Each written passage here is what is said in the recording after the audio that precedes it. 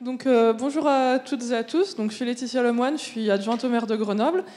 Et donc, je vous souhaite à toutes et à tous la bienvenue à cette conférence grand public, donc, qui est organisée par l'Institut Fourier. Et donc, c'est organisé au sein d'un ensemble d'initiatives qui s'appelle les Maths pour tous. Et donc, comme nous, pendant la campagne et maintenant encore, on souhaite une ville pour tous, les Maths pour tous, c'est quelque chose qui nous parle. C'est quelque chose qui me parle aussi personnellement parce que, à côté d'adjointe dans la vraie vie, je suis doctorante en maths. Donc je préfère quand les gens, au lieu de se dire les maths c'est dur, j'y comprends rien, c'est affreux, c'est une espèce de monstre qui ne me parle pas, ils se disent les maths c'est chouette, c'est des résultats amusants, c'est des résultats accessibles. Donc je suis très fière et très heureuse de vous dire un mot aujourd'hui pour cette conférence, d'autant que notre orateur est quand même un très grand mathématicien, un des plus grands mathématiciens français de notre époque. Donc je vais laisser la parole à Monsieur Besson de l'Institut Fourier qui va vous le présenter plus en détail. Merci Madame Lemoine.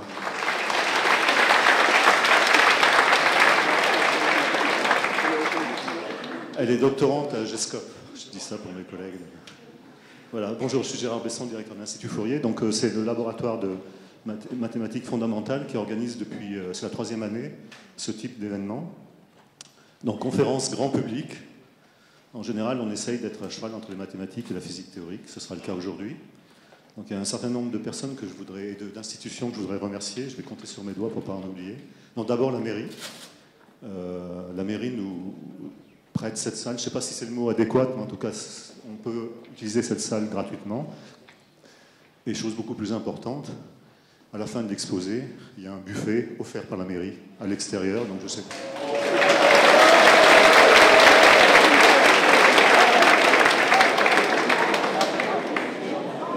J'avais pas dit que vous y étiez conviés, mais bon, vous avez compris. Donc ensuite, je dois remercier les 2 tutelles du laboratoire, donc le CNRS, en particulier la délégation régionale, dont le service communication a beaucoup travaillé pour faire des affiches, qui sont très belles d'ailleurs, je trouve, et l'université Joseph Fourier, dont nous dépendons, qui est aussi une institution qui a participé à l'organisation.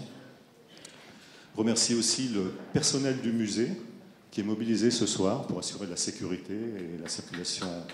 Je pense qu'on peut les applaudir.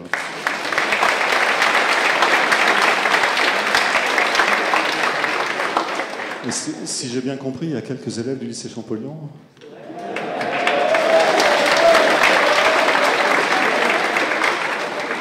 Ça marche à tous les coups, cette affaire. Donc je remercie notre relais au lycée Champollion, Laurent Bonavero.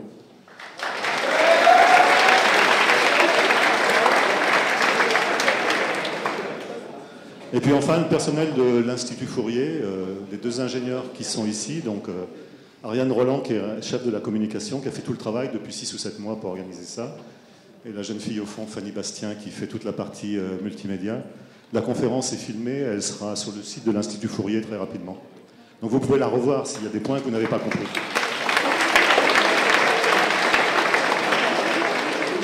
Donc l'orateur de ce soir n'a pas souhaité que je le présente, donc je vais le faire. C'est un mathématicien de renommée planétaire, voire plus. Donc je ne vais pas parler très longuement, disons que pour situer le niveau du mathématicien, il a reçu ce prestigieux prix Fields, la médaille Fields en 1982, que tu allais chercher en 83, il me semble, pour cause de boycott. Et puis plein d'autres prix, je ne vais pas les énumérer, ça ne sert à rien. Si on peut le situer scientifiquement, on peut dire que c'est quelqu'un qui cherche un modèle mathématique pour interpréter la mécanique quantique. Un modèle de géométrie pour interpréter les fluctuations quantiques à petite échelle. Et je crois que c'est un peu ça le sujet de la conférence. Et puis,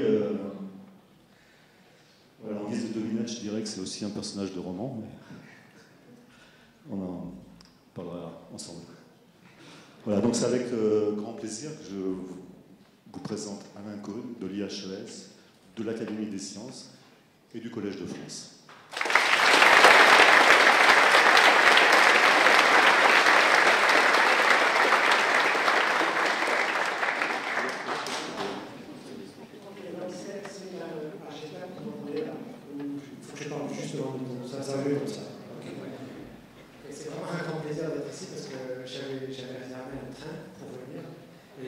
envoyé un mail pour dire que le train était annulé. Heureusement, j'ai pu attraper un avion et puis Gérard est venu me chercher, donc je suis très content d'être ici.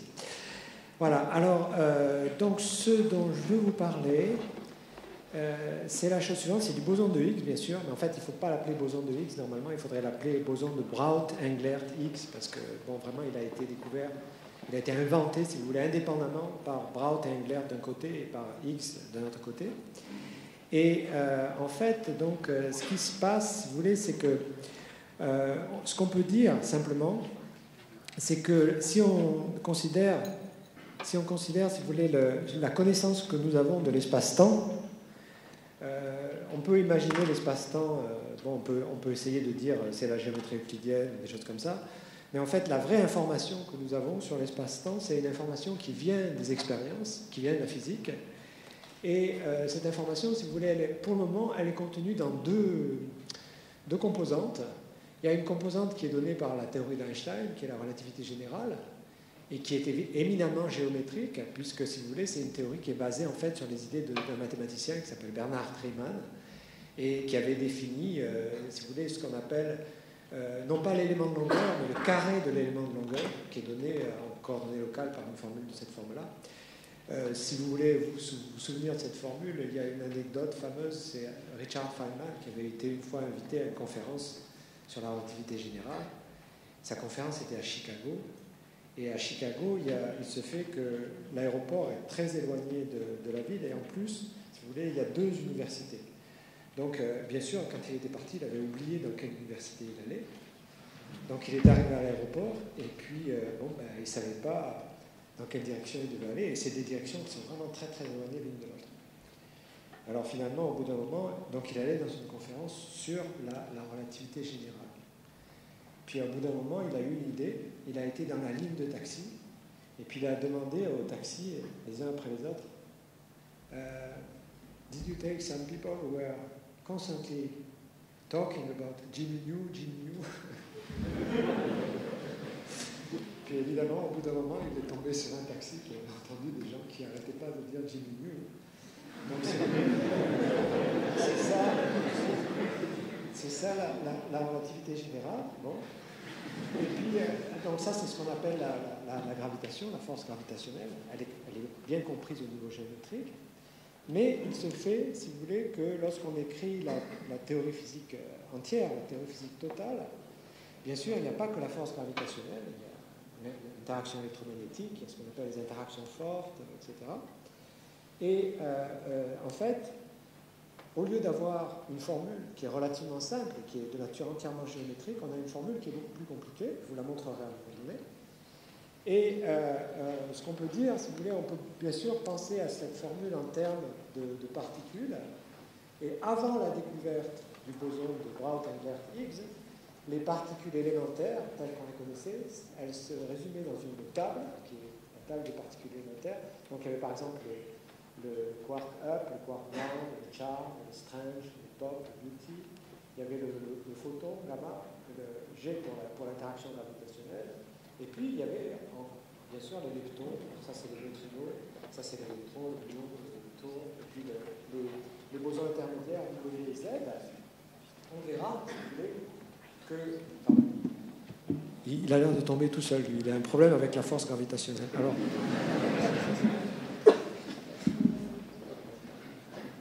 Bon. Donc en fait, je veux peut-être vous donner, comme on dit en anglais, un glimpse, si vous voulez, de la vraie théorie. Donc, la vraie théorie, c'est la théorie qui couple, bien sûr, la gravitation avec le modèle standard. Hein. Donc vous voyez que la gravitation, c'est quelque chose de très, très beau, très bien compris géométriquement. Et le modèle standard, c'est une autre histoire. Ah, c'est comme ça qu'il tombe. C'est un peu bizarre, ça. Ah non, c'est comme ça, d'accord. Voilà, c'est trop, là. Voilà. Ah, c'est bon, là. C'est bon, d'accord. Mais pendant ce temps-là, je vais vous effrayer, d'accord ? Mais croyez-moi, on va comprendre après. Voilà. D'accord ? Donc, si quelqu'un vous dit le X, ouais, d'accord, ben, le X, le voilà. C'est le H qui est là. Là, il est élevé à la puissance 4. Il a d'autres composantes, etc. D'accord ? Et ça, c'est que la page 2 du modèle standard. Le modèle standard, il fait 3 pages. Donc, dans la première page, vous avez le boson Z, le boson W, comment ils interagissent. Là, il y a le Higgs aussi. Ici, H, H carré, H au cube, etc. Et il y a une troisième page. Il y a une troisième page. Et ça, dans cette page, vous voyez qu'il y a des choses qui sont de nature absolument étrange, comme ce moins 8 tiers ici, etc. Donc, alors, quel est le but de mon laïus? Quel est le but de mon laïus? Le but de mon laïus, c'est de vous écrire ce truc-là qui est monstrueux, d'accord? De le comprendre entièrement géométriquement, y compris le boson de Higgs, de telle sorte qu'il devienne aussi beau et aussi naturel que le Lagrangien d'Einstein-Hilbert, c'est-à-dire cette formule-là. D'accord? Donc, c'est ça qu'on va faire. Alors, pour faire ça, il est clair qu'on est obligé, si vous voulez, on est obligé de... On peut plus se contenter du paradigme riemanien, du paradigme des génies nus. Et ce que je vais commencer par vous expliquer, donc on va partir de zéro, ce que je vais commencer par vous expliquer, c'est comment ce paradigme riemanien, si vous voulez, a été modifié, et comment, et c'est essentiel qu'il ait été modifié, et il a été modifié par une découverte. Et cette découverte, elle a été faite par un physicien allemand, par Werner Heisenberg, en 1925, et c'est cette découverte qui est vraiment le point de départ de la mécanique quantique. C'est-à-dire que, si vous voulez, bon, bien sûr, on peut attribuer la mécanique quantique à 36 personnes, à Planck en particulier, qui a trouvé la formule de la radiation du corps noir, mais il y a eu un moment absolument crucial, il y a eu un moment, si vous voulez, où il y a eu une transition entre le classique et le quantique, et cette transition, elle s'est produite en juin 1925. Heisenberg était dans son université, mais il avait une allergie terrible, il avait le rhume des foins, il avait la tête enflée, tellement il était allergique. Et le seul moyen de le récupérer, ça a été de le dispenser de cours pendant 15 jours et de l'envoyer sur une île, qui était l'île d'Heligoland, qui est une île où il n'y a pas de pollen. Il n'y a pas de pollen parce qu'il n'y a pas d'arbres, etc. D'accord ? Donc son université a décidé de l'envoyer pour 15 jours dans cette île. Il était dans cette île et il était logé par une vieille dame. Il était hébergé par une vieille dame. Et c'était un moment où il faisait des calculs. Bon, si vous voulez, un mathématicien, un physicien, on fait tout le temps des calculs. Donc il faisait des calculs très compliqués. Il voulait calculer le spectre de certains atomes, mais il avait quelque chose qui le taraudait. C'était qu'il pensait qu'il y avait une contradiction dans le système de calcul qu'il avait mis au point, qui utilisait ce qu'on appelle les relations de Ritz-Rydberg, de composition, etc. Et alors, un soir, il a calculé jusqu'à 4 heures du matin. Et à 4 heures du matin, il a fini son calcul, il a compris que sa théorie était non contradictoire. Il y avait ce qu'on appelle la conservation de l'énergie. Et au lieu d'aller se coucher, il a gravi un des rochers du bord de l'île. Et il est monté en haut et il a attendu le lever du soleil en haut du rocher. Et il raconte cet épisode. Et il raconte à quel point, durant cet épisode, il était effrayé par l'immense paysage qu'il venait de découvrir, paysage intellectuel, bien entendu. Et ce qu'il avait découvert, c'est ce qu'on appelle la mécanique des matrices. Je vais vous expliquer tout de suite ce que c'est. Ce qu'il avait découvert, c'est quelque chose d'extraordinaire. Vous savez, quand vous faites de la physique classique, quand vous écrivez, par exemple, E égale mc2, vous auriez pu écrire de manière équivalente E égale c2 fois m. Ça n'aurait rien changé. D'accord ? La découverte de Heisenberg, qui est une découverte absolument phénoménale, il a découvert que quand on travaille avec un système physique microscopique, eh bien à ce moment-là, on n'a plus le droit de permuter les lettres de manière arbitraire. D'accord ? Quand on fait des calculs. C'est-à-dire que, par exemple, il calculait avec ce qu'on appelle la position et avec le moment d'une particule, et il s'est aperçu qu'on ne pouvait pas permuter P et Q. C'est-à-dire, si vous écrivez PQ, ce n'est pas la même chose que QP. D'accord ?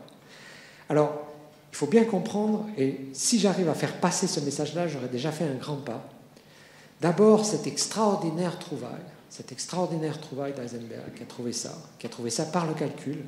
Il était motivé par la physique, bien sûr, et il a trouvé donc que quand on traite d'un système microscopique, on ne peut plus se permettre de permuter arbitrairement les lettres. Mais qu'est-ce que ça signifie ?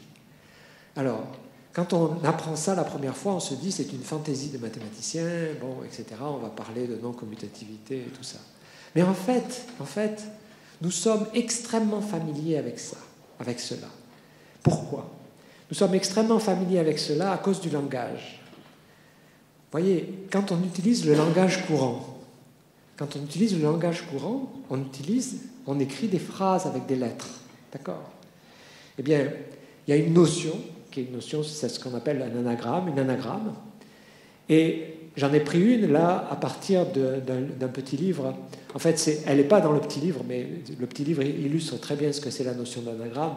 C'est un petit livre d'Étienne Klein et de Jacques Péry-Salco. En fait, cet anagramme-là, elle est due à Jacques Péry-Salco, indépendamment du bouquin. Et alors, c'est une anagramme qui est extraordinaire. Qu'est-ce que ça signifie, une anagramme? Eh bien, ça signifie que vous écrivez une formule, première formule ici, deuxième formule ici. Et qu'est-ce que ça signifie, une anagramme? Ça signifie que si vous lisez ces deux mêmes formules de manière commutative, c'est-à-dire en pratiquant l'algèbre de Descartes, qui est commutative, eh bien, vous avez la même formule. Et la formule, c'est A2, B, C, D, E cube, G carré, H, I carré, etc. D'accord? C'est un point absolument fondamental. D'accord? Donc, ce qu'a trouvé Heisenberg, et c'est un point absolument fondamental, il a trouvé que quand on travaille avec un système microscopique, on ne peut plus se permettre de faire comme si on jouait au Scrabble, c'est-à-dire qu'on a un paquet de lettres et on regarde seulement ce paquet de lettres. Par exemple, ici, si vous voulez, on a 2 fois la lettre A, 1 fois la lettre B, etc. Mais on est obligé de faire attention à l'ordre des lettres. Et c'est bien sûr l'ordre des lettres dans une phrase comme celle-là qui donne un sens à la phrase. D'accord? Bon. Alors, en fait, donc, si vous voulez, c'est une découverte, cette découverte de Heisenberg, c'est la découverte, si vous voulez, de la non-commutativité des coordonnées dans l'espace des phases d'un système physique, d'un système microscopique. Et ce qui s'est passé, ce qui s'est produit historiquement, c'est que peu de temps après la découverte de Heisenberg, Schrödinger a donné une équation aux dérivées partielles, si vous voulez, qui résulte en fait, bien sûr, de la découverte de Heisenberg, mais qui permettait aux gens de se retrancher derrière la physique classique, c'est-à-dire de repenser en termes classiques. Et donc, en fait, si vous voulez, l'impact de la découverte de Heisenberg, du fait que, justement, quand on travaille avec un système microscopique, les coordonnées ne commutent plus, cet impact a été relativement tempéré par la découverte de Schrödinger. Alors, si vous voulez, justement, alors, Gérard, quand il m'a présenté, disait un personnage de roman. Alors, c'est vrai qu'il y a 1 an, on a écrit avec mon professeur Jacques Dicmier et mon épouse Dany Chéreau, on a écrit un roman. C'est un roman policier. Et l'origine de ce roman vient précisément de l'anagramme, de cet anagramme-là, entre l'horloge des anges ici-bas et le boson scalaire de Higgs. Et c'est donc un roman policier qui se passe au CERN. Donc, il y a un crime qui est commis, etc. Et dans ce roman policier, en fait, si vous voulez, on explique une idée fondamentale dont je ne parlerai pas aujourd'hui, mais qui est que le passage du temps, en fait, provient justement de cette découverte de Heisenberg, c'est-à-dire de la non-commutativité des observables, enfin des quantités en mécanique quantique. Donc, alors maintenant, j'en viens au point essentiel. Le point essentiel, c'est que du fait, justement, que Heisenberg a trouvé que lorsqu'on regarde un système microscopique, les coordonnées ne commutent pas, eh bien, ça implique quelque chose que les mathématiciens ont mis beaucoup de temps à réaliser, et qui est qu'en fait, la géométrie telle qu'on nous l'apprend à l'école, qui est la géométrie de Descartes, si vous voulez, la géométrie dans laquelle, bien sûr, les coordonnées commutent, eh bien, en fait, elle ne suffit pas à décrire la physique du moment qu'on s'intéresse justement à la physique microscopique. Et donc, il y a tout un programme qui consiste justement à développer la géométrie pour des espaces dont les coordonnées ne commutent pas entre elles. Comme on va le voir, ces espaces sont beaucoup plus généraux. On verra un tas d'exemples d'espaces comme ça. Et le point essentiel de mon exposé, ce sera de vous convaincre que l'espace-temps dans lequel nous vivons est comme ça. D'accord ? Et que, en fait, ce dont j'espère vous convaincre, mais je peux déjà vous donner le leitmotiv, si vous voulez, c'est qu'en fait, justement, le boson de Braut, Englert et Higgs, il a une signification géométrique qui devient extrêmement simple à partir du moment où on comprend que l'espace-temps n'est pas seulement n'est pas seulement, si vous voulez, le continu ordinaire qui serait représenté par cette feuille de papier, comme ça, d'accord ? Mais en fait, il a une structure fine. Et ce que j'entends par structure fine, c'est de penser à cet espace qui n'est pas seulement ce côté-là de la feuille, mais les deux côtés de la feuille, d'accord ? Et ce qu'on verra, c'est que le boson de Higgs apparaît précisément à partir de l'épaisseur de la feuille. Donc c'est ça que je vais essayer de vous expliquer. Mais évidemment, pour faire ça, si vous voulez, il faut d'abord comprendre comment la géométrie ordinaire peut s'adapter à une situation qui est beaucoup plus délicate et beaucoup plus difficile, qui est la situation dans laquelle les coordonnées ne commutent pas. Alors ce qu'on va voir, c'est qu'en fait, cette transition qui permet, si vous voulez, de passer à une géométrie où les coordonnées ne commutent pas et qui va être bien sûr parfaitement compatible avec la mécanique quantique, eh bien en fait, cette transition, elle a déjà été effectuée secrètement par les physiciens, et je vais vous raconter cette histoire, et c'est à partir de cette histoire-là que nous comprendrons. Donc le premier point, si vous voulez, c'est de comprendre d'abord en quel sens la géométrie de Riemann est adaptée à notre compréhension, par exemple, de la géométrie sur la Terre. Donc si on regarde la Terre, et si on prend 2 points de la Terre, par exemple, je crois qu'ici ça doit être Vancouver et ici Londres, eh bien on mesure la distance entre les 2 points en prenant le plus court chemin pour aller d'un point à un autre. D'accord ? Et ce qu'on fait, c'est qu'on prend le principe de Riemann, si vous voulez, qui vous donne l'élément de longueur, et on intègre du point A au point B l'élément de longueur. C'est-à-dire, on prend le plus court chemin possible en intégrant l'élément de longueur de A jusqu'à B. D'accord ? Alors, ça, c'est resté pendant très longtemps le paradigme, si vous voulez, de la géométrie.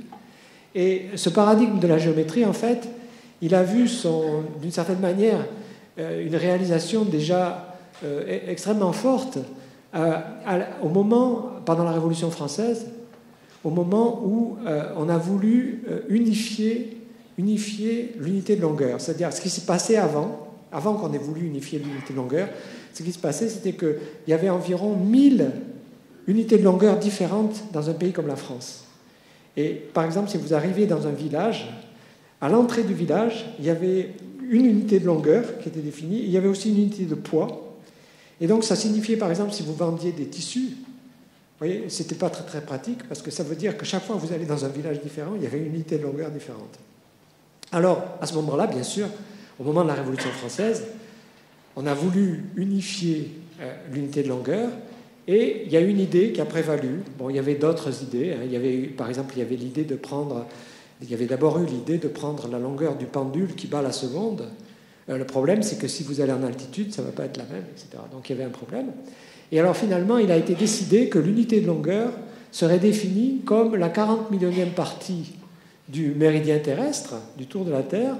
Et il y a deux arpenteurs, si vous voulez, qui ont fait une mesure. Alors ils ont fait une mesure, en fait, entre... pas du méridien entier, mais c'est très facile d'avoir l'angle entre 2 points.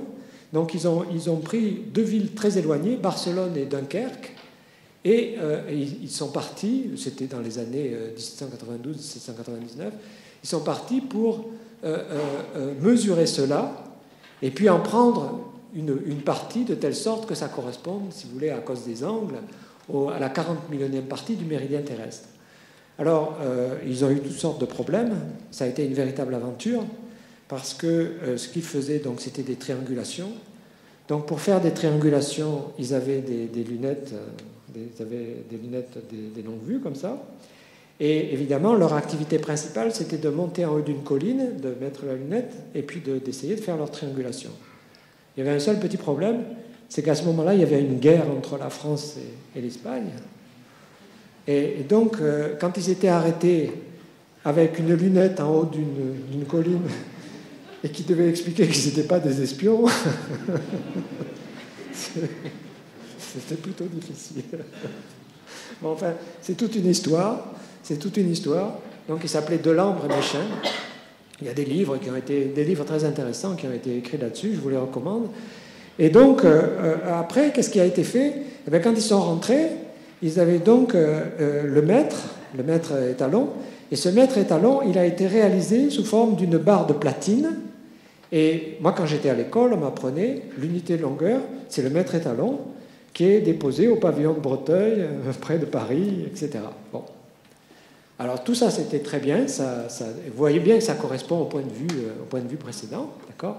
Ça a duré pendant longtemps, Et puis, je crois que c'était aussi dans les années entre 1920 et 1930, il y a eu à un moment donné, vous savez, il y avait des congrès de temps en temps, des gens qui s'occupaient du système métrique.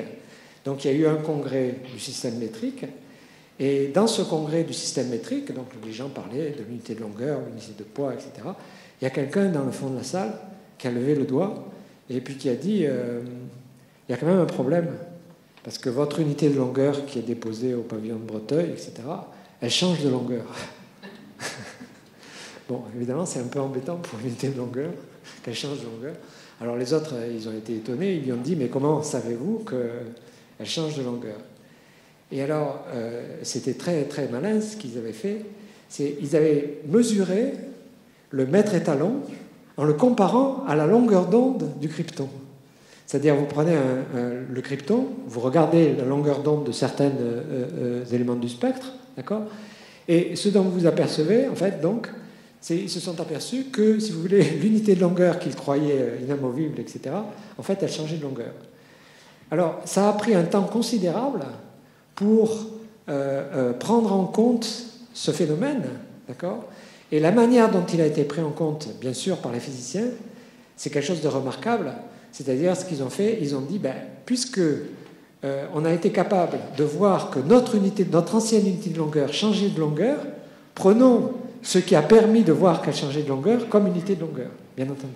Et donc, à ce moment-là, ils ont pris comme unité de longueur la longueur d'onde du krypton qui avait permis de voir ça, donc qui était spectrale, bien sûr. Et puis, dans les années plus récentes, on a remplacé le krypton par le césium, avec des niveaux hyper fins du césium.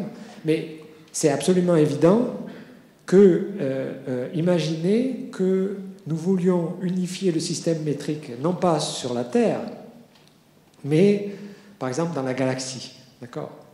Alors, d'abord, ça aurait été absolument risible que nous proposions aux autres systèmes que s'ils veulent mesurer leur lit, il faut qu'ils aillent au pavillon de Breteuil, qui compare au mètre étalon, etc. Ça aurait été absolument ridicule.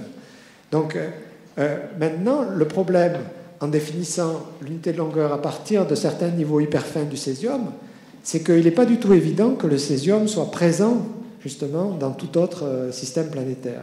Donc en fait, il est bien évident que graduellement, on va se diriger vers une définition de l'unité de longueur qui ne va pas faire intervenir un corps aussi compliqué que le césium, mais qui va faire intervenir un corps qui est présent partout dans l'univers, comme l'hydrogène ou l'hélium. D'accord ? Donc, je veux dire, c'est clair qu'il y a eu une transition, et comme nous le verrons, cette transition entre le point de vue riemanien, si vous voulez, de mesure des distances, et le point de vue qui est obtenu à partir de cette donnée spectrale, on verra que ça correspond exactement à la transition qui est apparue en géométrie non commutative. Donc, en fait, si vous voulez, on a exactement la même transition. Et bien sûr, je vais vous l'expliquer de manière pas du tout technique et de manière complètement concrète. Et donc, en fait, si vous voulez, pour vous expliquer le formalisme qui émerge de cette théorie sur la géométrie, d'accord ? Eh bien, en fait, je vais simplement vous parler je vais simplement poser une question. Et cette question, je ne pense pas qu'on puisse faire plus simple. Cette question, c'est la suivante, c'est où sommes-nous ? Bon, si on a vraiment compris la géométrie, on doit être capable de dire où est-ce que nous sommes. Et qu'est-ce que j'entends par là ? Bon, bien sûr, vous pouvez me dire, nous sommes dans un musée à Grenoble, etc. Vous pouvez me donner des... Bon, d'accord. Mais ça ne me convainc pas, parce que imaginez que je veuille transmettre cette information à un autre système planétaire. D'abord, c'est bien clair qu'ils ne comprendront rien, d'accord ? Donc, c'est pas la bonne réponse. Alors, bien sûr, il y a des gens très savants qui pourraient me dire oui, bon, pour donner la position, il suffit de donner les coordonnées dans un système de relativité générale, etc. Ouais, je veux bien, mais quel système ? Et où est l'origine du système ? Comment vous le donnez, etc. Donc, vous voyez bien qu'il y a un problème. Ce problème n'est pas du tout évident. Et en fait, ce problème s'est posé. C'est posé parce que quand on a envoyé une sonde dans l'espace, bien sûr, on a voulu dire d'où la sonde venait. C'est bien évident que si vous envoyez une sonde dans l'espace et que les gens qui la reçoivent ne peuvent pas savoir d'où elle vient, c'est sans espoir. D'accord ? Donc quand on a envoyé une sonde dans l'espace, on a essayé de dire d'où elle venait. Alors, on l'a fait de manière d'abord très naïve. D'accord ? Pourquoi je dis que cette manière est très naïve ? Donc évidemment, ici, ça représente l'étoile, le Soleil, ça représente Mercure, ça représente Vénus, ça représente la planète dont la sonde est partie, etc., etc. Mais bien entendu, si vous voulez comprendre en quel sens il y a une disproportion des distances ici, je vous recommande, je ne sais pas le nom malheureusement, mais il y a un app qui, si vous le mettez sur iPad, ça vous donne le système solaire en grandeur nature. C'est-à-dire que ça va vous donner, dans la première page, ça va vous donner un soleil qui est à peu près cette taille-là. Et après, il faut que vous fassiez ça, d'accord ? Mais pendant, je ne sais pas moi, pendant 3 minutes, pour que vous atteigniez un tout petit truc qui est Mercure, d'accord ? Et puis après, vous continuez à faire ça, etc. Et vous allez arriver sur Vénus et tout. Donc, il est bien évident que, bon, ça donne un renseignement, mais c'est un renseignement extrêmement qualitatif. Bon. Ça aussi, c'est un renseignement un peu qualitatif. Enfin, bon, c'est bien utile. Et puis, finalement, si vous voulez, il y a un autre renseignement sur cette sonde spatiale. Et ce renseignement-là, il est pratiquement très, très, très proche de la bonne solution. Et qu'est-ce que c'est, ce renseignement ? Ce renseignement, c'est la direction de pulsars, de différents pulsars. Et sur chacune des directions de pulsars, il y a la fréquence correspondante qui est mise en binaire. D'accord ? Et puis, il y a la direction aussi du centre de la galaxie. Et alors, comme on le verra, ça tombe très, très, très proche de la solution du problème. Alors, en fait, la solution dont je vais parler, donc, pour répondre, si vous voulez, à cette question, en fait, il y a 2 questions auxquelles il faut répondre. Il n'y a pas une seule question. La première question, c'est qu'il faut qu'on dise dans quel espace on est. On n'est pas dans n'importe quel espace, bien sûr. Hein. On n'est pas... Bon, on est dans un espace qui a une géométrie, et cette géométrie, elle vient en particulier des Géminus. Hein. Donc, on est dans un espace particulier, et il faut qu'on puisse dire dans quel espace on est. Donc, de telle sorte qu'on puisse dire dans quel espace on est, il faut qu'on soit capable de donner de cet espace une définition complètement invariante. Et alors, c'est ça qu'on appelle des invariants en géométrie. Vous voyez, ici, par exemple, je prends une forme comme celle-là. La première chose dont je pourrais parler, c'est la taille de la forme, le diamètre de la forme. Bon, après, je pourrais parler de son volume, etc. Et vous voyez que chacune de ces quantités-là, c'est ce qu'on appelle un invariant de la forme. Ça ne dépend pas de la manière dont je la tourne, dont je la positionne, etc. Alors, en fait, ce qu'on veut, donc, de telle sorte qu'on puisse dire dans quel espace on est, ça c'est absolument fondamental, eh bien, il faut qu'on puisse donner, pour un espace géométrique, il faut qu'on puisse donner des invariants complets d'un espace géométrique. Bon, alors ça c'est un grand problème, et on va voir comment, si vous voulez, ce problème a une solution, et il a une solution qui est en partie donnée par la musique, et il faut rajouter un petit quelque chose qui vient de la géométrie non commutative. Et puis la deuxième question, c'est que ça ne suffira pas de dire dans quel espace on est, mais il faudra qu'on puisse spécifier de manière complètement invariante, à nouveau invariante, où on est dans cet espace. C'est-à-dire qu'il faudra qu'on puisse spécifier un point de cet espace de manière complètement invariante, sans avoir à fixer un système de coordonnées ou un truc comme ça, ce qui ne marcherait pas. D'accord ? Donc c'est ça le problème. Alors, la solution de ces problèmes, elle vient de la musique. Alors j'espère que je serai capable de vous faire de la musique. C'est ce qui rend cet exposé difficile. C'est qu'il faut que j'utilise de temps en temps, que je switch vers un truc qui va faire du bruit. D'accord ? Et c'est même pas évident que ça donne un résultat, mais enfin on va voir. D'accord ? Donc cette idée, l'idée qui est derrière, si vous voulez, c'est qu'en fait, chaque forme, elle a d'abord une gamme. C'est-à-dire, elle a d'abord associé à elle-même une série de notes. D'accord ? Et on verra que ça, c'est le premier invariant d'une forme. On verra qu'ensuite, il y a un invariant plus subtil qui sont les accords. D'accord ? Et c'est grâce aux accords qu'on pourra déterminer où on est. Donc c'est ça le plan. D'accord ? Alors c'est une idée. Vous voyez, ça c'est un exemple typique. La forme que j'ai pris ici, c'est un tambour, c'est-à-dire c'est un disque, si vous voulez. Et ce disque, il va pouvoir vibrer avec différentes fréquences, mais ce que je voudrais pouvoir faire, c'est vous le faire entendre. Vous faire entendre ces vibrations-là. Alors on va voir si ça marche. Oh mon Dieu. Oh là, regardez pas, je mets mon mot de passe. Non mais il est masqué, d'accord. Alors, attendez. Hein. Voilà, donc ça. Alors maintenant, c'est là que c'est difficile. Il va falloir que je sorte ça. Voilà, alors maintenant, je vais essayer de vous faire écouter. Et j'espère que ça va marcher au niveau sonore. Vous voyez, les formes, en fait, pour le disque, les gens les avaient vues en mettant du sable sur le disque et en regardant là où le sable se concentrait. Ça, c'était, je crois, au XVIIIe siècle. Et il y a deux invariants, il y a deux choses qu'il faut reconnaître, si vous voulez, c'est combien il y a de vibrations au niveau radial et combien il y en a au niveau phase. Hein. Mais essayons de les écouter. Vous entendez là le bruit ou pas? Vous l'entendez? D'accord. Donc vous voyez là, bon, j'espère que c'est clair, hein, que plus il y a de vibrations au niveau phase, par exemple, plus le son est aigu. Vous voyez? D'accord. Donc ça, c'est typique de ce qu'on obtient. D'accord. Bon. Alors il y a des formes encore plus simples que ça, bien sûr. Hein. Il y a des formes, la forme la plus simple, mais comme on verra, ce n'est pas du tout une forme musicale, c'est l'intervalle. Donc si on regarde à l'intervalle, l'intervalle, il va avoir un certain nombre de vibrations. D'ailleurs, elles sont visibles graphiquement, si vous voulez, ces vibrations, elles sont très faciles à voir.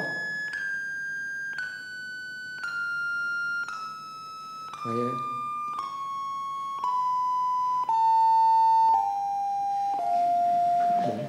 Ça va tout seul, d'accord. Ça va tout seul. Bon.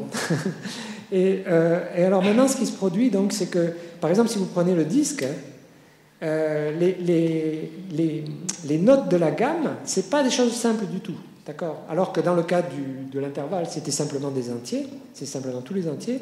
Dans le cas du disque, c'est ce qu'on appelle des zéros de fonction de Bessel, donc c'est des choses qui sont plus compliquées. Mais il y a un phénomène qui se produit, c'est que vous pouvez les voir comme un spectre, hein, vous pouvez les visualiser comme ça, et puis vous pouvez aussi, si vous voulez, les mettre en regardant la énième note et en regardant la hauteur de la énième note. Donc vous obtenez un graphe, et quand vous regardez ce graphe de manière suffisamment éloignée, hein, si vous regardez ce graphe de manière suffisamment éloignée, ce que vous allez voir, je pense que ça va être visible ici, les fréquences propres, voilà, donc c'est ce que je voyais tout à l'heure. Vous voyez, quand on regarde de suffisamment loin, eh bien, il y a un théorème, qui est un théorème de Hermann Weyl, qui était un mathématicien de Princeton, et qui avait démontré la chose suivante, c'est que quand vous prenez une forme de dimension 2, quand vous regardez sa gamme, eh bien, sa gamme, quand vous regardez pour les fréquences suffisamment hautes, ça va donner une parabole. D'accord ? Bon. Alors, si, par exemple, on regardait l'intervalle, qui était avant, ça ne donnerait pas du tout une parabole, ça donnerait une ligne droite, si vous voulez, ça donnerait une ligne droite. Donc on voit bien que la dimension de la forme, elle va être repérée déjà par ça. Alors maintenant, avant que j'aille vers là, on peut écouter d'autres formes, hein, on peut écouter d'autres formes, c'est pas très difficile de les écouter. Il y a des formes qui sont aussi simples à calculer que le disque, par exemple le carré, hein, si on regarde un carré, bon, c'est pas difficile de voir que le carré, il va être, en gros, si vous voulez, le résultat du carré, c'est ce qui se produit en prenant deux intervalles et en faisant le produit de deux intervalles. Donc c'est très très simple à calculer, c'est très simple de voir son spectre, de voir, si vous voulez, sa gamme correspondante, et de voir que la gamme correspondante, elle n'est pas la même, elle n'est pas la même que celle du disque. Pareil pour un rectangle, si vous regardez un rectangle comme ça, vous pouvez calculer sa gamme, vous pouvez l'écouter, hein, vous pouvez l'écouter bien sûr. Etc. Et puis, bon, vous pouvez le faire aussi pour un triangle. Et dans tous ces cas-là, ce dont vous vous apercevez très facilement, c'est que si vous regardez les gammes correspondantes, elles suffisent à distinguer les objets en question. Alors la première question qui se pose, évidemment, c'est est-ce que la gamme d'une forme caractérise cette forme? Alors il y a un article de mathématiques qui est un article absolument remarquable, parce que c'est un article d'une page. Il est dû à un mathématicien qui s'appelle John Milnor, et ce mathématicien a trouvé dans les années 50 deux formes qui ont exactement la même gamme, mais qui sont différentes. Et bien sûr, si vous voulez, les formes que John Milnor avait trouvées, je ne pourrais pas vous les montrer parce qu'elles sont de dimension 16. Et si vous voulez, la raison, il y a une raison profonde, je parle là en aparté pour les mathématiciens, la raison profonde, si vous voulez, c'est qu'il y a très peu de formes modulaires, et du coup, en fait, on peut comparer ce qu'on appelle les fonctions θ qui sont reliées à des réseaux, et Witt avait démontré qu'il y avait deux réseaux en dimension 16, et qui avaient donc les mêmes fonctions θ. Et ça donne, si vous voulez, le fait qu'on a la même gamme pour les objets en question. Mais ce qui est vraiment tout à fait remarquable, c'est qu'en fait, les mathématiciens ont graduellement réussi à faire descendre la dimension de deux formes qui ont la même gamme, et ils sont arrivés, si vous voulez, à trouver, donc c'est en particulier ces formes-là, c'est dû à trois mathématiciens, Gordon, Webb et Wolpert.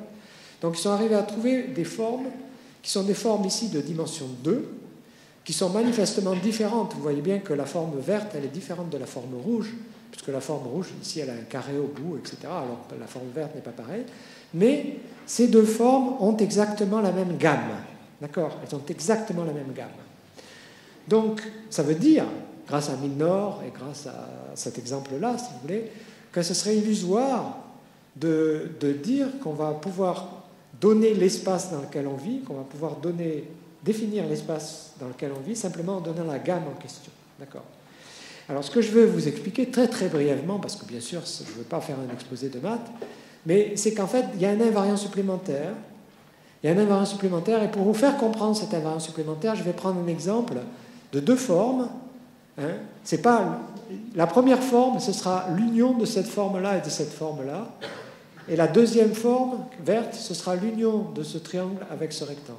Donc la première forme, c'est aussi la réunion d'un triangle isocèle et d'un carré, d'accord ? Bon, donc on a un triangle isocèle rectangle ici. Et la deuxième forme, on a un autre triangle isocèle rectangle ici, mais au lieu d'avoir un carré, on a un rectangle. D'accord ? Alors il se fait, c'est pas très difficile de démontrer ça, c'est un petit exercice, de démontrer que ces deux formes, elles ont exactement la même gamme. Vous voyez, les gammes en question, elles ne sont pas très, très difficiles à calculer. Pourquoi ? Parce que on est un peu comme quand on était tout à l'heure dans le carré, c'est-à-dire on est un peu, dans le cas du carré, je vous avais dit que c'est le produit de deux intervalles, et pour un produit, bon, ben, c'est pas trop difficile de calculer la gamme du produit. Alors, c'est pas trop difficile non plus pour le triangle, ça demande un petit peu de réflexion, mais c'est pas trop difficile, donc on peut faire ça. Et on s'aperçoit en fait donc que ces deux formes, elles ont exactement la même gamme. Exactement la même gamme. Bon. Et alors cette gamme, en fait, si vous voulez, elle est donnée par les racines carrées de ces nombres-là. Et ces nombres-là, ils ont la propriété de tomber en trois classes. C'est-à-dire, c'est exactement comme si vous aviez un piano, et au lieu d'avoir des touches blanches et des touches noires, vous aviez des touches de trois couleurs différentes. D'accord ? Et d'où viennent les trois couleurs ? Les trois couleurs, elles viennent du fait que quand vous regardez les nombres qui sont de cette forme-là, ce n'est pas des nombres entiers, pas toujours, parce qu'il y a un dénominateur qui est 4. Alors, on a des nombres qui ont une partie, si vous voulez, qui ont une partie qui est non entière, qui est un quart, des nombres qui ont une partie non entière qui est un demi, et puis des nombres entiers. Et ça fait trois types de notes. Ça fait des notes rouges, des notes jaunes et des notes bleues, si vous voulez. Et alors, ce qui se produit, c'est pas très difficile à démontrer, c'est qu'en fait, bien que les gammes soient les mêmes, dans les deux exemples que je vous ai montrés, en fait, les accords possibles ne sont pas les mêmes. Et pourquoi les accords possibles ne sont pas les mêmes ? C'est très facile à comprendre. Qu'est-ce que j'appelle un accord ? Je prends un point de mon espace, et je dis que ce point va faire un accord quand les fonctions propres correspondantes vont avoir un produit non nul en ce point. Alors ça, c'est très très simple, parce que je parlais de fonctions, je parlais d'un espace qui n'était pas connexe, mais dans le cas général, si vous voulez, dans le cas général, un point d'un espace géométrique, eh bien, il est spécifié par quelque chose qui ressemble étrangement, qui ressemble énormément à ce que je vous avais dit dans le cas de la sonde qui avait été envoyée dans l'espace, c'est-à-dire, en fait, un point, il va être donné par la corrélation, par une matrice à coefficient complexe, qui va donner la corrélation entre les fréquences possibles. Et alors, je voudrais insister là-dessus, au niveau intuitif, si vous voulez. Qu'est-ce que j'entends par là ? Ce que j'entends par là, si vous voulez, c'est que ce qui est frappant, c'est que le fait qu'on soit convaincu qu'il y a des points dans l'espace interstellaire, etc., d'où ça vient? Eh bien, ça vient précisément du fait qu'il y a, quand on regarde l'espace interstellaire, par exemple quand on regarde la Voie lactée en infrarouge, eh bien, on s'aperçoit que l'image correspondante est très très corrélée à l'image qu'on obtiendrait par exemple dans le domaine visible. Et alors le point essentiel, donc, alors ça c'est un tout petit aparté pour les mathématiciens, c'est que si vous voulez, il y a un invariant complémentaire que j'ai introduit à un moment donné. Il y a un invariant complémentaire qui est l'invariant qui complémente le spectre de l'opérateur qu'on appelle opérateur de Dirac, ou si vous voulez ce qu'on appelle la gamme, ce que j'ai appelé la gamme d'une forme géométrique. Et cet invariant complémentaire, c'est un invariant qui est relié à la physique. C'est ce que les physiciens appellent la matrice de CKM dans le cas du modèle standard. Et c'est la position relative, pour les mathématiciens, entre, si vous voulez, l'algèbre des opérateurs de multiplication par les fonctions dans l'espace de Hilbert et l'algèbre des fonctions de l'opérateur de Dirac. Alors, ne vous effrayez pas, hein, tout ça c'est du langage, mais ce qui est important, c'est de comprendre la signification intuitive de cette chose-là. Et la signification intuitive, donc, c'est que dans cette perception de la géométrie, la perception est entièrement spectrale. C'est-à-dire qu'un espace est perçu à travers la gamme de l'espace en question, et ensuite à travers quels sont les accords possibles. Et les accords possibles viennent des points de l'espace. Et on arrive donc à encoder l'espace à travers les accords possibles. D'accord? Alors, il y a toute une technique qui est derrière, bien sûr. Mais maintenant, si vous voulez, le lien avec... on va voir...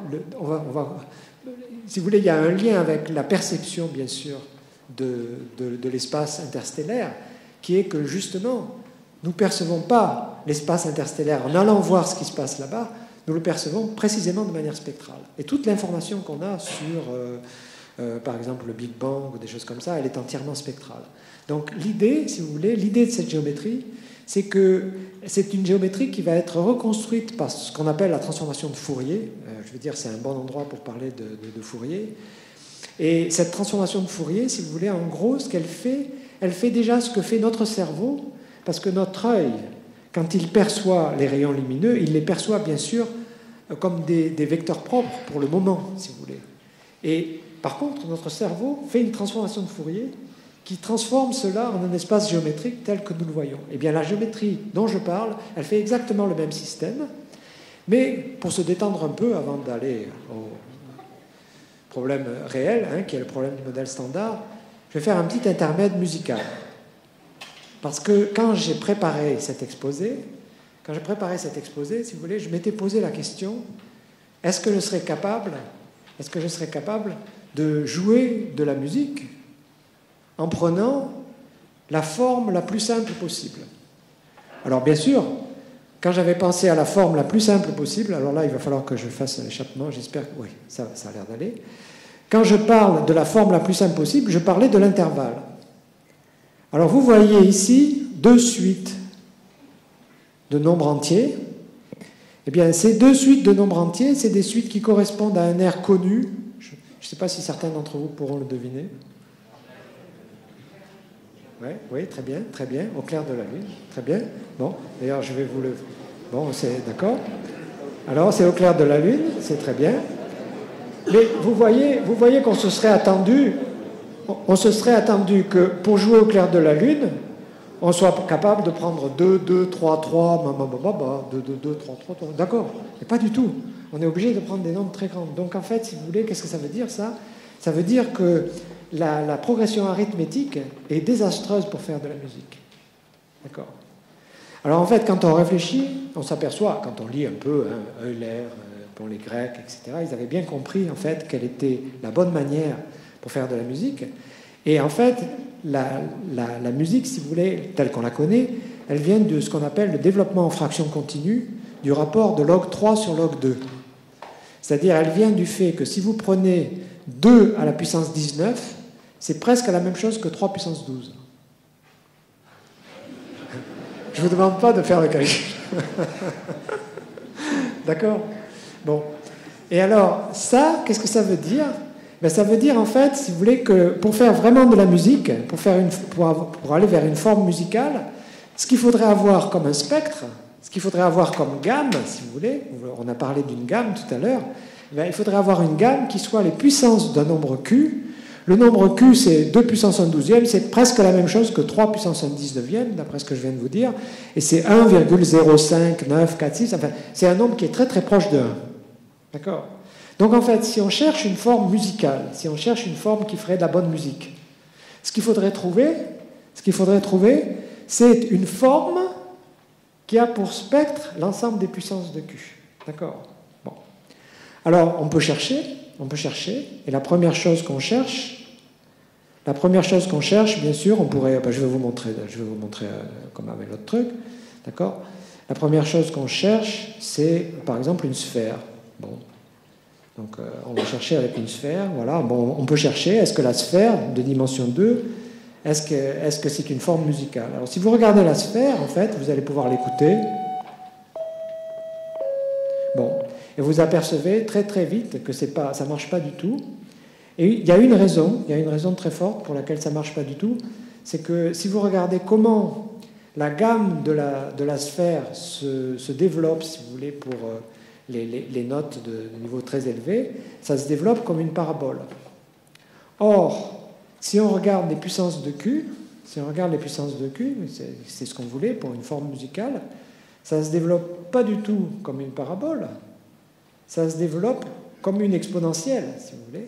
D'accord? Or, l'exponentielle, elle ne va pas du tout dans le sens d'une parabole, elle va dans le sens inverse. Et qu'est-ce que ça nous dit si on pense au théorème d'Hermann-Weyl?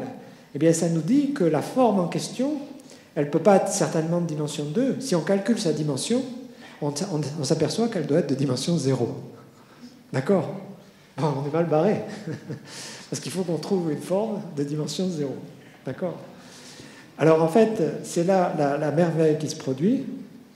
La merveille qui se produit... Attendez, je vais aller en présentation en plein écran. Donc, on se dit, est-ce qu'il existe une forme musicale? Et bien sûr, on voudrait que ce soit une forme qui soit belle. C'est-à-dire, on voudrait que ce soit une forme qui soit comme la sphère, qu'elle ait beaucoup de symétrie, etc. Et alors, le miracle, c'est que ça existe. C'est la sphère quantique. C'est-à-dire que le miracle, si vous voulez, c'est que justement ça existe. Et comment est-ce qu'on obtient cet objet-là? C'est un objet de géométrie non commutative, et c'est un objet qui est obtenu en déformant la sphère ordinaire. Donc, et c'est un objet qui va exactement cadrer avec le point de vue spectral que je vous explique. C'est-à-dire qu'à partir du moment où on pense à la sphère d'un point de vue spectral, et non plus d'un point de vue, si vous voulez, un ensemble de points, etc. Donc à partir du moment où on développe le formalisme qui permet de penser à un objet de manière quantique, eh bien on attrape cet objet-là comme un des premiers objets et il a exactement le bon spectre.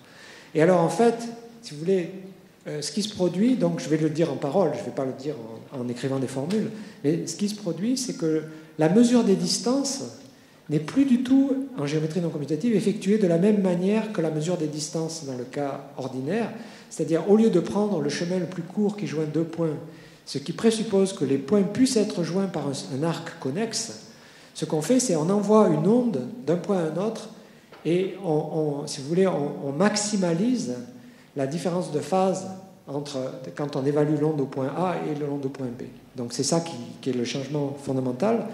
Et c'est un changement qui est parallèle, si vous voulez, à des changements qui existaient au niveau de ce qu'on appelle le transport optimal dû à Monge et à d'autres mathématiciens.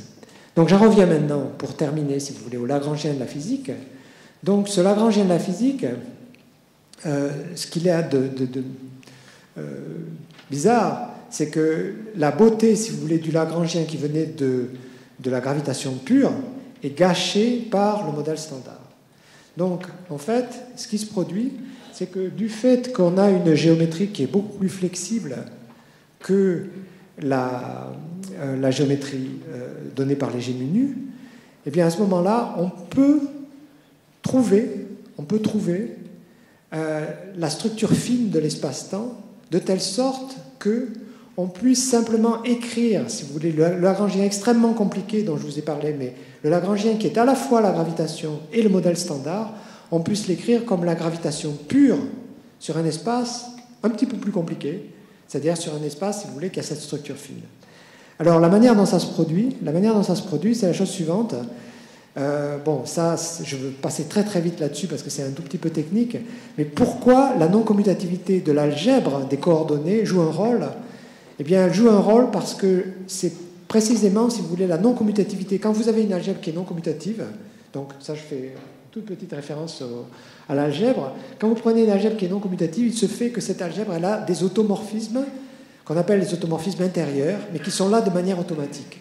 Ces automorphismes, ils sont donnés par le fait que si vous prenez un élément inversible de l'algèbre, je l'appelle U, et si vous prenez la transformation qui a X associe UX, U inverse, si l'algèbre n'est pas commutative, cette transformation n'est pas l'identité.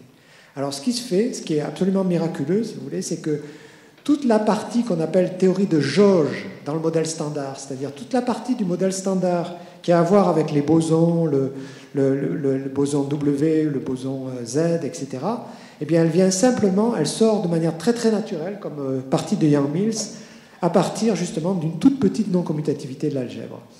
Et donc, avec mon collaborateur, Shamseddine, ce qu'on a montré, donc, c'est que non seulement donc, il y avait, si vous voulez, une manière de comprendre le modèle standard couplé à la gravité comme étant la gravitation seule, mais qu'en fait, il y a beaucoup mieux que ça. C'est-à-dire, en fait, si on raisonne en termes de simplicité, on va avoir un Lagrangien qui, en fait, sera encore plus simple que le Lagrangien d'Einstein. Et quand je parle de simplicité, si vous voulez, je veux définir ce que c'est que la notion de simplicité. Et pour ça, j'essaierai de dire la chose suivante. Vous voyez, ce Lagrangien, il est simple pour un mathématicien, mais si je devais vous expliquer ce que c'est que la signification de ce terme R, c'est ce qu'on appelle la courbure scalaire, je ne pourrais pas le faire. Je ne pourrais pas le faire parce que, bon, il a une formule en termes d'hégémonie, mais cette formule, quand on l'écrit, elle a l'air très compliquée. Et si on veut l'expliquer, je veux dire, ça demanderait, bon, à la fois des calculs, beaucoup d'explications, etc., et ce ne serait pas facile du tout. Par contre, ce que je prétends, c'est que le remplacement qu'on a trouvé, donc, pour pas seulement l'action d'Einstein ici, mais le couplage entre l'action d'Einstein et le modèle standard, elle est encore beaucoup plus simple à expliquer. Ce qui se produit, c'est la chose suivante. Ce qui se produit, c'est que dans cette géométrie, un espace, il est donné par deux choses. Il est donné par l'algèbre des coordonnées, bien sûr, mais il est aussi donné par l'élément de longueur. OK ? Mais l'élément de longueur, comme je vous l'ai expliqué au début, ça n'est plus le mètre étalon déposé au pavillon de Breteuil, etc. Non, cet élément de longueur, c'est ce qu'on appelle un opérateur dans l'espace de Hilbert. C'est ce qu'on appelle l'inverse de l'opérateur de Dirac, ou c'est ce que les physiciens appellent le propagateur pour les fermions.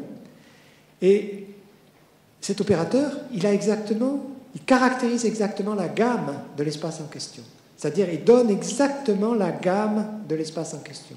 Et que devient l'action qui donne à la fois le modèle standard et l'action d'Einstein-Hilbert? Eh bien, c'est simplement le nombre de notes dans la gamme qui sont plus petites que ce qu'on appelle la masse de Planck. D'accord? Donc, on ne peut pas faire mieux. On ne peut pas faire mieux comme simplicité, au sens où, pour définir l'action, il suffit de savoir compter. D'accord? Il suffit de savoir compter et il suffit de s'intéresser à l'élément de longueur de l'espace en question. Et évidemment, l'action qu'on obtient, elle est extrêmement simple à définir, elle est très compliquée à calculer. Elle est calculée par ce qu'on appelle aussi l'équation de la chaleur, les Gilkey, les coefficients de Witt, etc. Mais, si vous voulez, ce qui se produit, donc, Tiens, bizarre. Oula, c'est quoi qu'est-ce qui se passe? Ah, voilà, ça marche. D'accord. Donc, ce qui se produit, c'est que, bon, après, bien sûr, énormément de travail, on s'aperçoit que, en fait, la physique, elle donne exactement la structure fine qui manquait. En fait, la structure fine, elle apparaît comme étant le produit d'un continu ordinaire par un espace fini, et que pour comprendre le boson de Higgs apparaît de manière complètement naturelle dans ce système-là, on n'a pas à l'introduire artificiellement, et il apparaît comme une partie de la gravitation. Et il apparaît comme la partie de la gravitation qui correspond précisément, si vous voulez, au fait que l'espace a deux côtés, donc il correspond exactement à l'image que je vous ai montrée tout à l'heure de cette feuille de papier qui a les deux côtés. Donc, donc au bout d'un moment, bon, bien sûr, il y a un certain nombre de données mathématiques qui ne sont pas du tout évidentes, Mais le résultat principal, c'est qu'on n'obtient pas seulement la formule qui est donnée ici, on n'obtient pas seulement cette formule. Pourquoi? Parce que cette formule, c'est le modèle standard dans l'espace plat. D'accord? Et c'est pas ça qu'on voudrait. Ce qu'on veut avoir, c'est le modèle standard dans l'espace courbe, couplé de manière minimale avec le modèle standard. Et c'est ça qu'on obtient. D'accord? Et c'est ça qu'on obtient avec tous les mécanismes du modèle standard. C'est-à-dire, on obtient par exemple ce qu'on appelle le mécanisme V-A de Feynman et Gell-Mann. On obtient les neutrinos, on obtient ce qu'on appelle le mécanisme de Cisseau pour donner des masses extrêmement faibles, neutrinos, etc. Donc, s'il y a un message que je voulais faire passer, c'est à quel point, si vous voulez, la physique elle-même, déjà dans ses développements, à partir justement même de la définition de l'unité de longueur, a déjà franchi un pas que, bien sûr, les mathématiques doivent suivre d'une certaine manière, et ce pas permet d'élargir de manière absolument considérable l'éventail des espaces que nous pouvons considérer et de donner une flexibilité bien plus grande, si vous voulez, à la notion d'espace géométrique. Alors, en particulier, donc, et je terminerai là-dessus, ces nouveaux espaces géométriques, si vous voulez, on peut essayer de jouer de la musique avec. Alors, je vais essayer, hein. Je ne promets rien du résultat.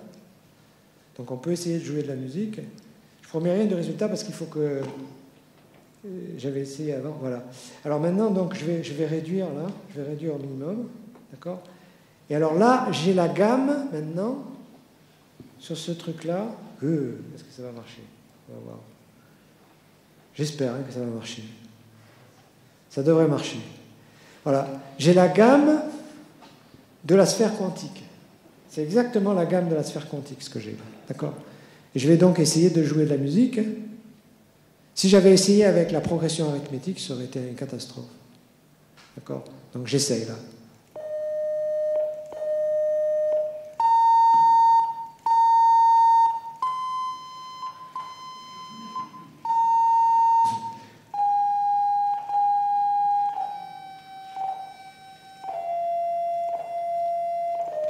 Alors maintenant, ce que vous allez voir, c'est que ce qui est extraordinaire, c'est que maintenant je peux partir de n'importe quelle note. Je peux partir de n'importe quelle note et ça aura... Alors, bien sûr, il faut que je la rende accessible, ce qui ne va pas être évident.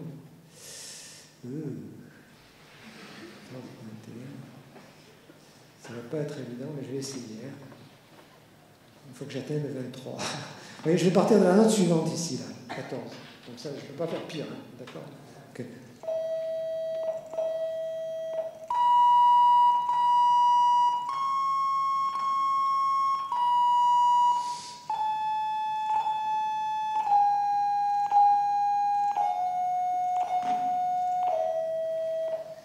Donc vous voyez la beauté de cette progression géométrique.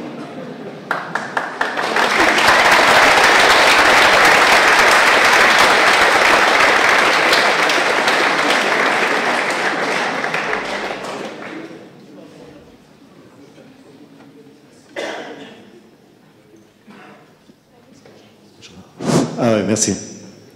On a le temps pour les questions, puisque le buffet sera mis en place qu'à 19h30. Donc, je peux faire circuler ce micro. Si vous avez des questions, n'hésitez pas.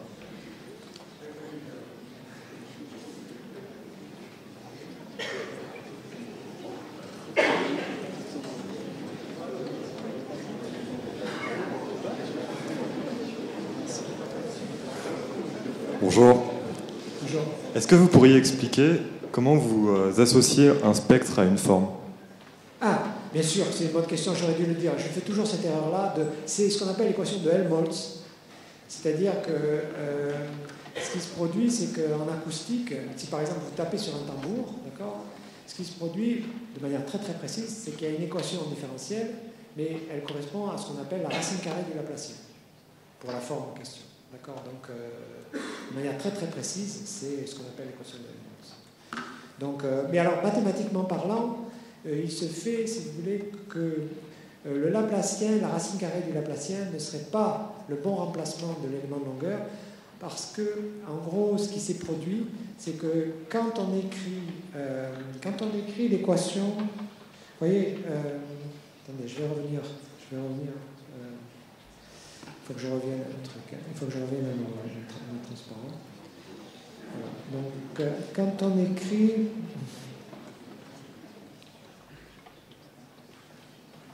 Zut.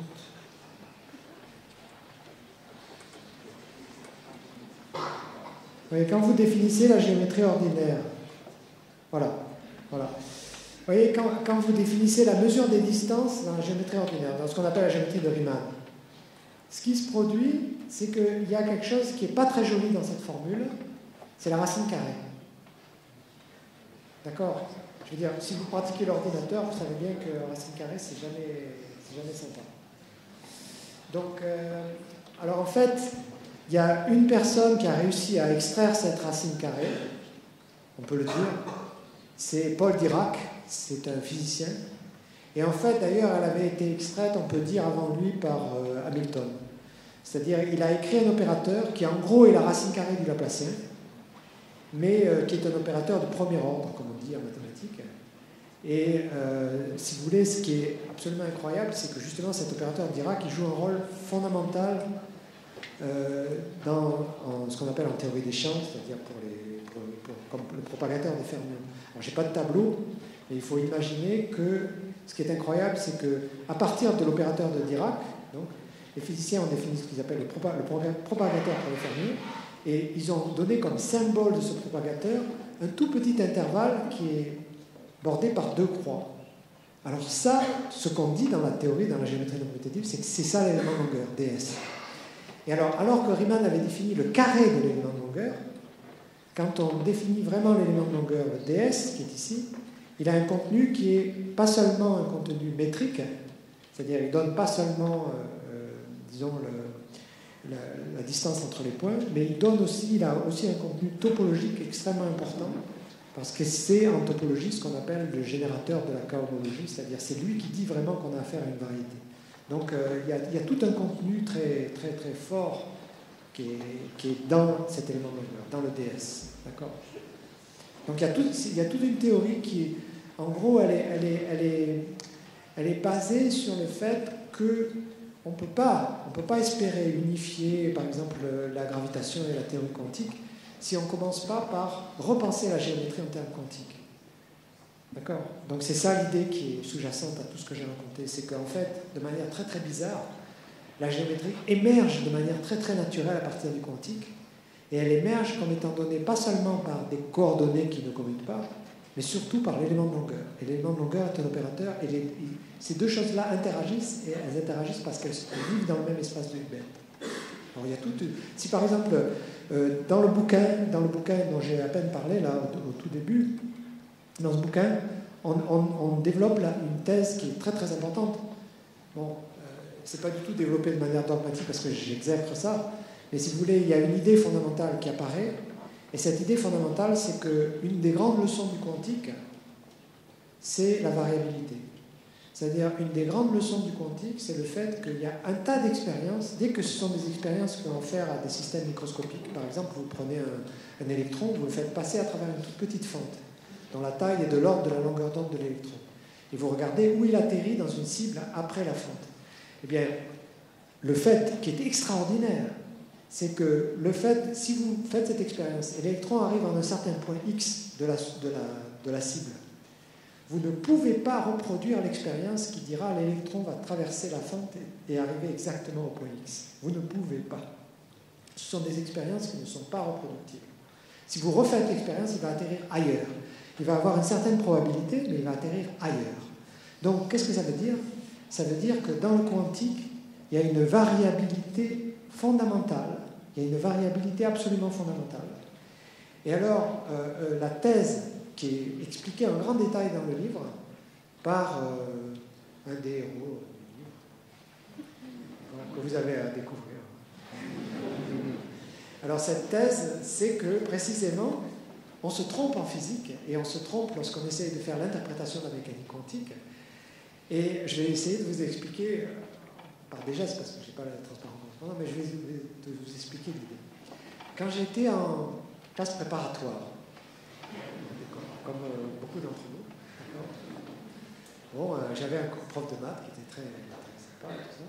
Puis un jour, le prof de maths m'a fait passer au tableau m'a fait passer au tableau et il a fait ce geste-là. Alors il m'a dit Monsieur Cohn, quelle est la variable? Quel est le paramètre? J'ai pas réfléchi. Je pensais, vous savez, la coordonnée X, je sais pas. Puis au bout d'un moment, je lui ai donné la réponse. J'ai dit c'est le temps. Bravo, t'es content, tout ça. Je faisais de la cinématique. Ok. Alors, nous sommes tous habitués, depuis notre plus tendre enfance, à attribuer toute variabilité au passage du temps. Et nous écrivons toutes les équations de la physique comme d sur dt de quelque chose égale, etc. Donc nous basons toute variabilité sur le passage du temps. Okay. Alors il y a quelque chose d'extraordinaire qui vient de la mécanique quantique, qui est la chose suivante. C'est que non seulement il y a cette variabilité fondamentale dans le quantique, mais en fait, il n'y a que le formalisme quantique qui donne la bonne formulation des variables. Okay, alors je vais essayer de vous dire pourquoi. Prenez un mathématicien et demandez à un mathématicien de vous définir ce que c'est qu'une variable. Le mathématicien, une variable réelle. Le mathématicien va vous dire, j'ai un ensemble grand X, j'ai une application F qui va de grand X dans R. La plupart des mathématiciens vous diront ça. Bon. Alors ce que je prétends, c'est qu'avec cette définition, ce n'est pas du tout difficile de comprendre que vous ne pouvez pas avoir coexistence entre des variables discrètes et des variables continues. La raison, elle est très simple. La raison, elle est très simple. Là, je suis en train de parler comme Armand. Bon. Alors, ce qui se produit, donc, c'est la chose suivante. Ce qui se produit, c'est que supposez que vous ayez une variable continue. Si vous avez une variable continue, qu'est-ce que ça veut dire? Ça veut dire que l'ensemble X, il ne peut pas être dénombrable, puisque la variable, elle est continue. Donc si vous avez une variable continue, X n'est pas dénombrable. Mais si X n'est pas dénombrable, vous ne pouvez pas avoir une variable discrète, parce qu'elle atteindra une valeur, forcément un nombre non dénombrable de fois. Donc vous ne pouvez pas avoir coexistence entre variable discrète et variable continue.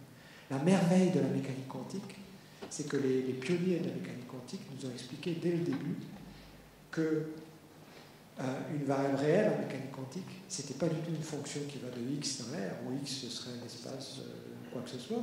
Non. C'est un opérateur auto-adjoint dans l'espace de Hilbert. Alors là, ça distingue. Est-ce que vous apprenez ça maintenant en maths? Vous apprenez ça quand même. À mon avis.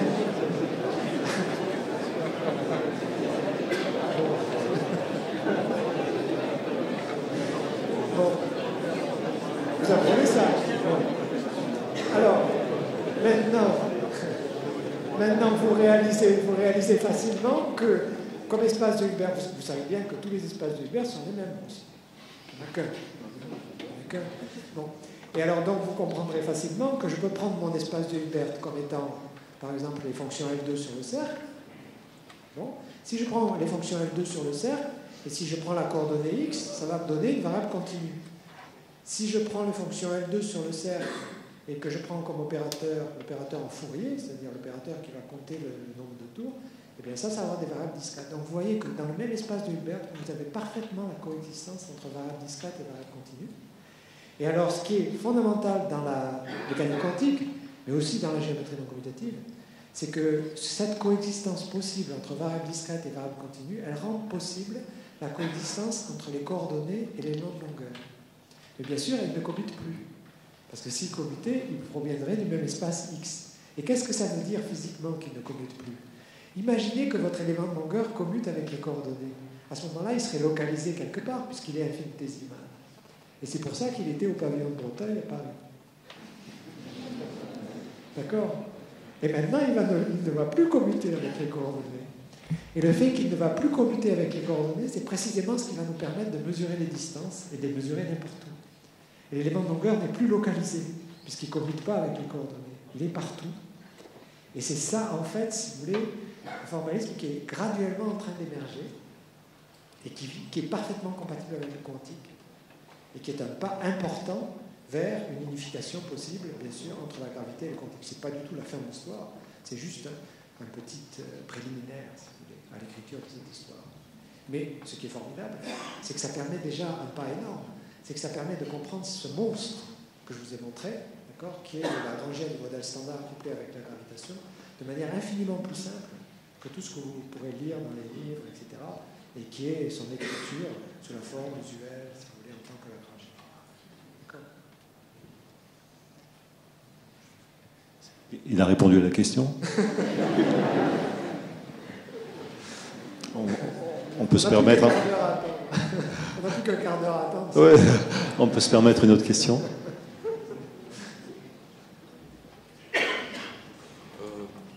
La formule qui est sur 3 pages, c'est une conjecture ou... Ah ben non, cette formule, c'est la seule formule que l'humanité devrait laisser si elle venait à disparaître. Ce qu'il faut bien comprendre, c'est que cette formule, c'est le résultat d'une centaine d'années de dialogue entre l'expérience et la théorie. C'est-à-dire, chacun des termes de cette formule a une histoire.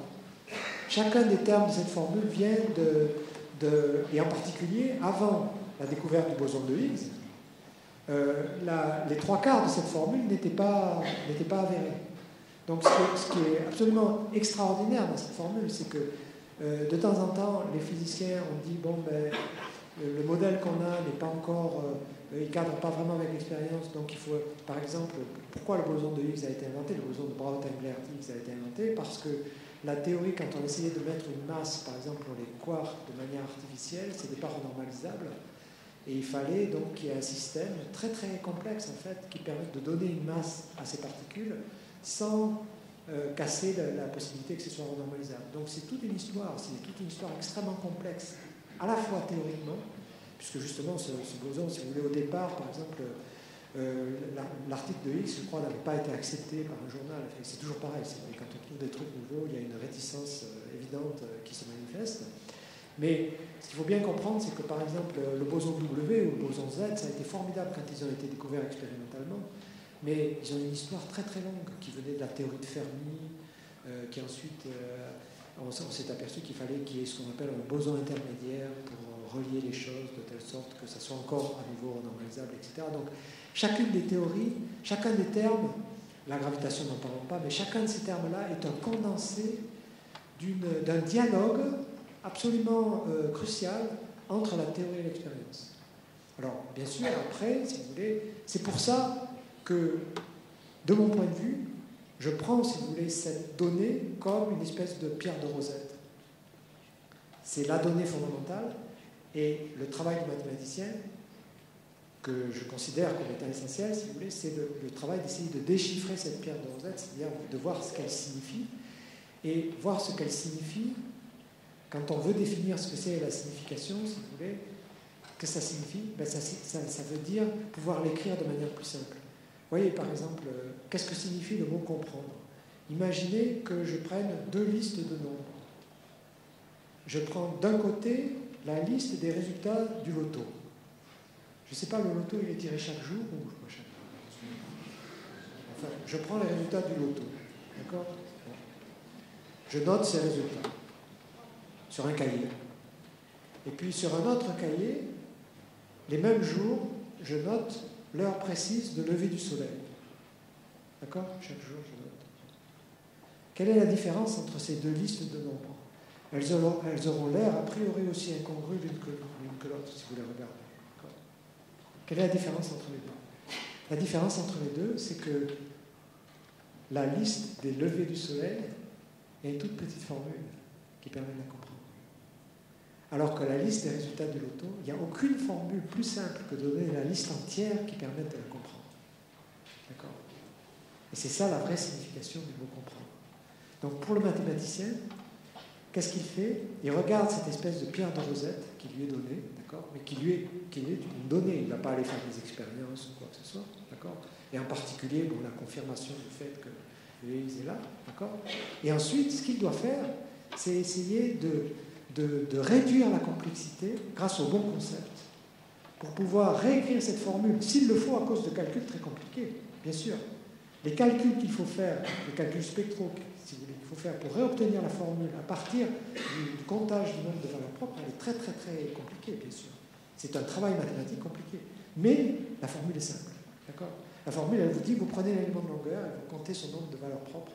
C'est-à-dire, vous comptez, si vous voulez, le nombre. Ce que ça veut dire, ça veut dire que vous comptez le nombre de degrés de liberté sur une entropie des fermions, si vous voulez, à un plus petite longueur de Planck, à énergie plus petite que l'énergie de Planck. Donc, si vous voulez, tout est là, et donc la signification, c'est ça.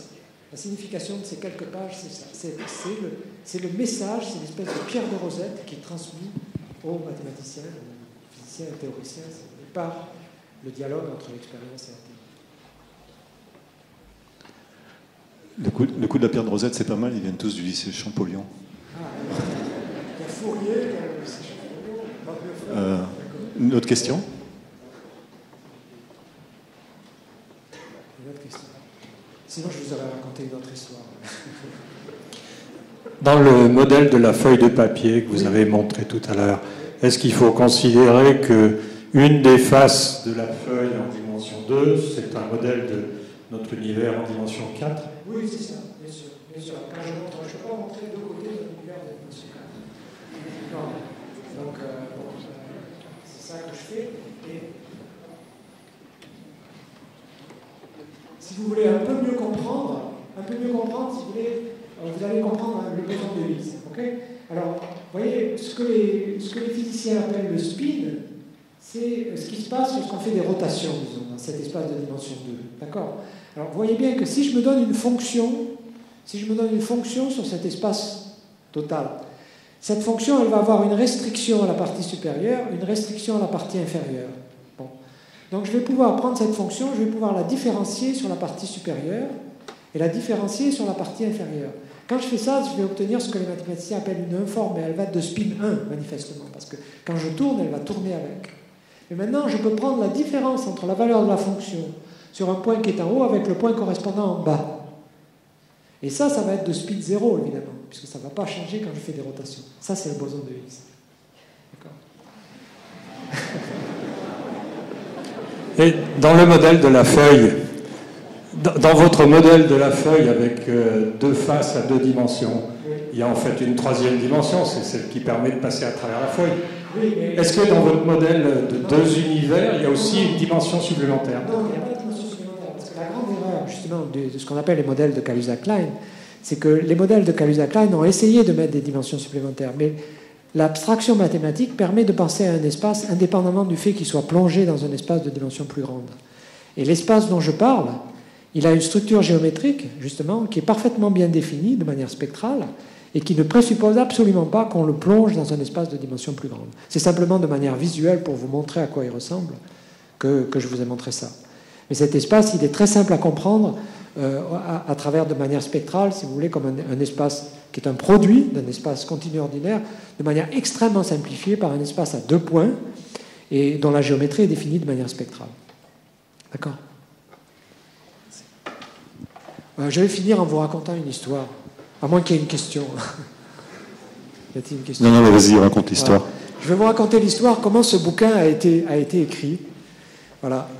Parce que c'est exactement relié au boson de Higgs. Donc, Jacques Dixmier est mon professeur. On vient de fêter juste récemment ses 90 ans. Et il y a 2 ans, au mois d'août, il nous a envoyé, à moi et mon épouse, Dany Chéreau, il nous a envoyé une carte postale pendant le mois d'août. Et cette carte postale était écrite de la manière suivante. Il nous disait donc, une carte postale, « Chers amis, j'ai trouvé le titre d'un livre. » Alors, son titre, c'était « Boson sur le boson ».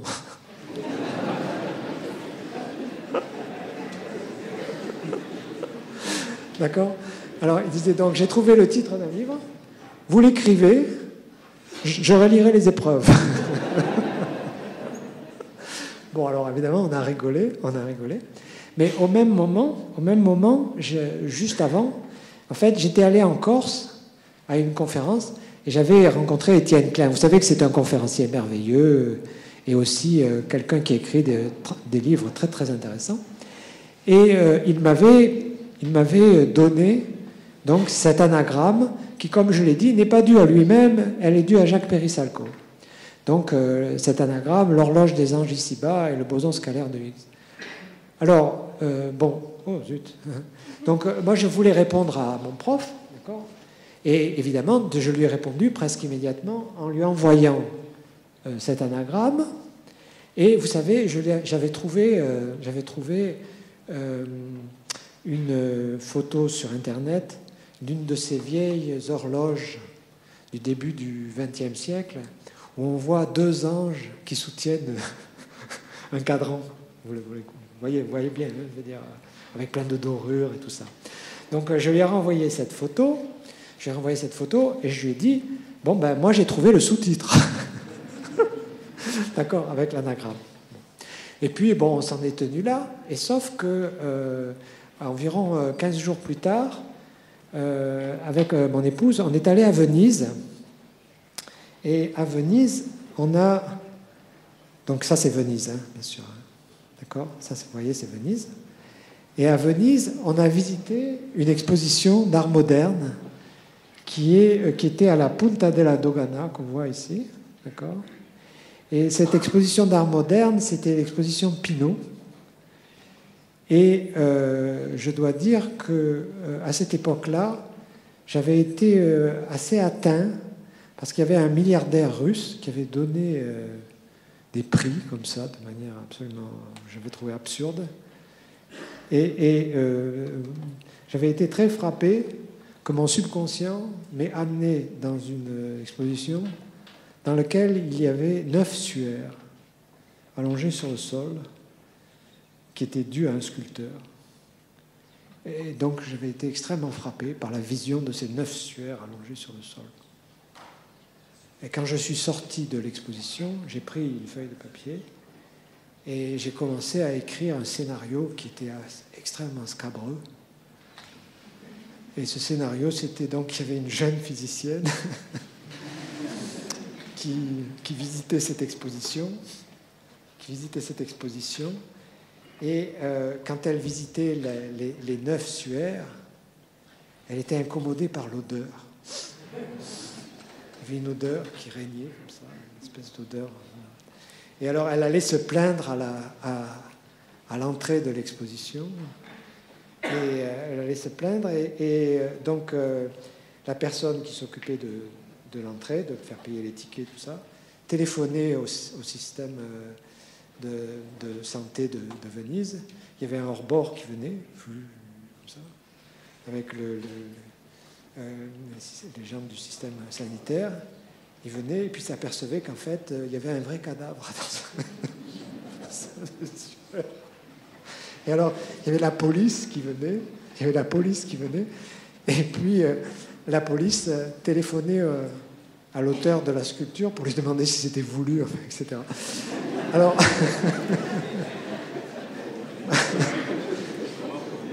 quand j'ai montré ça, à ma femme, elle m'a dit, là, tu charries quand même un peu.